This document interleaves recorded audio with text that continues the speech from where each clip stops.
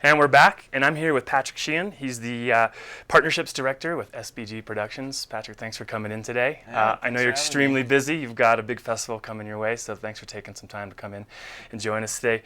Patrick's here to talk a little bit about his work with SBG Productions, as well as some of the events that you guys have here in our valley and beyond, and Blues and Brews Festival, which comes up this weekend. But Yeah, totally. before we do that, we have a little tradition here at Almost Live. We like to hear everyone's Telluride story. You know, what brought you to town? What are some of those key moments that kept you in this community, inspired you to call this place home? Well, it's kind of funny because I came to town because of Blues and Brews. The first time I came to Telluride, I think, was Blues and Brews in 2008 when I went to college over at Fort Lewis, and then came to the festival and fell in love with it, volunteered the next year, and they were like, they take interns. And then I applied to be Steve's intern and got the internship in 2011. And Nice. then moved away for a while, and then when Steve got the contract to do jazz with the Telluride Society for Jazz, he called me and said, hey, you want to come live here full time? About Amazing. 3 years ago. So, yeah, I love it. There's no place else like it. Yeah, absolutely. And I think you're lucky in one of the fact that you kind of came here for work first and just happened to be in Telluride. Being able to apply your passion and things that you're really into. It's just a gift when it happens just to be in this community. So yeah, I feel extremely lucky that I get to mix my passion of music and craft beer and the outdoors with the work I get to do and live in such a great community. I love it here. Awesome. Well, tell us a little bit about SBG Productions, what they do. I know you guys have been really expanding some of your productions, both in Telluride and our valley here, but as well as places outside. So maybe talk a little bit about some of the things you guys are doing now. Yeah, so we do 3 different events. Blues and Brews, of course, which is coming up. We do the Telluride Jazz Festival, produce that, and then we also do the Durango Blues Train over in Durango, where we put 6 bands on the Durango Silverton narrow gauge, and it's a moving party train. Nice. Yeah. Awesome. And your partnerships director position, so tell us a little bit about that. Is that like an enhancement of your internship, that something was built around you, or was that a position that you walked into? And No, what does that look like? it's kind of something Steve created. I learned how to do a lot of stuff when I was the intern, and then each year I'd work for them more and more until I was full-time. I would come down 3 months out of the year, and we're a small business. We're 5 people year-round, so we all wear a lot of hats. So I help with marketing, I coordinate all the breweries, I do a lot of that stuff. But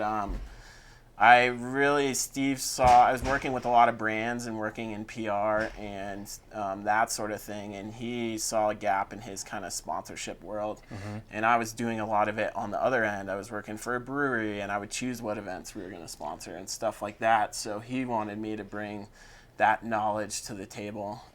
So that's kind of where that title came from. So if you've been to the park, you might have noticed a lot more sponsor activations, so sponsors doing cool things. For example, this weekend we have Sierra Nevada and Colorado Yurt Company. They're doing the High Altitude Lounge again. And it's a bar over by the Bear Creek Ball Field. Nice. Where you can get rare beers that you can't get anywhere else besides the brewery or at Blues and Brews. Awesome. Yeah, and it's cool for the brands, the Yurt Company and Sierra Nevada, but it's also cool for the festival and the attendees.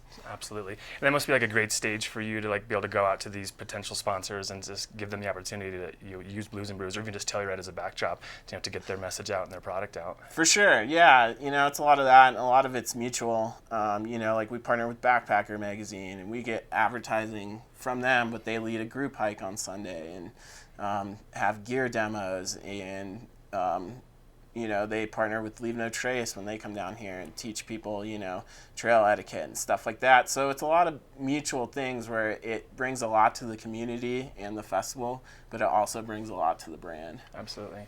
Nice. All right, so pop quiz here, because I don't know the answer to this, and hopefully you do, but what does SB&G Production stand for? It's Steve's initials. Okay. Steve Gall's initials. Okay. Awesome. Yep. Awesome. And now let's talk about Blues and Brews. So Blues and Brews is this weekend. It's one of the premier festivals in Telluride, one of the larger festivals in Telluride. Let's talk about what makes Blues and Brews, in your opinion, kind of a unique festival and stand out amongst all the other festivals in Telluride. Oh man, it's just so dynamic. That's really the big thing. I've watched Blues and Brews go from one stage and the grand tasting to a lot of stages and just a lot of different events. For example, you know, we added the blues stage that's Right. indoors and it has seating, and we put a lot more core blues bands in there. We've partnered with the Music Maker Relief Foundation to bring traditional Southern artists up, gospel and blues artists. Awesome. We do the 5K on Saturday morning, a race through town, and that raises money for a Telluride Adaptive Sports Program. We have the late night shows. It's just, the list goes on and on. There's so much to do. And then the beer tasting, and then Sierra Nevada doing rare beers, and all the stuff. It's just like, it seems like it's very dynamic. There's tons to do in the park if Absolutely. you dig in. Yeah, and I do feel like, having been someone who's been at Blues and Brews for, you know, almost 20 years now, it's cool to see how it has expanded, but I do feel that you guys have done a great job of like keeping the integrity of the experience pretty intact. So there is like the 5K, and then there's the stage over by the waterfall, but at the end of the day, like the heart and soul of that festival still remains right there on that main stage, Town Park stage. Yeah, totally. It's just stuff that complements what we've already been doing and stuff we want to see happen. You know, Steve's really good about coming to us and being like, what should we do next, or what ideas do you guys have, and you know, really making it dynamic but not like losing the festival's soul. Absolutely. Tickets still available? Not so. Single days are sold out. 3 days are sold out. You can still get late night juke joint passes, but that's about it at this point. That's a good problem to have. Yeah, totally. Testament to the experience. Well, Patrick, thanks so much for coming in. I know Yeah. you're extremely busy. You got to run and get back there, get this production off the ground, but we thank you for coming in. Yeah, and have a thanks for great having me. festival. Yeah, Absolutely. totally. Thanks. We're going to go to Eco Action Partners promo now. A Thank Ghost It's Monday segment, and then to Lindsay for an interview with Alex Forsett about a new film festival in Grand Junction.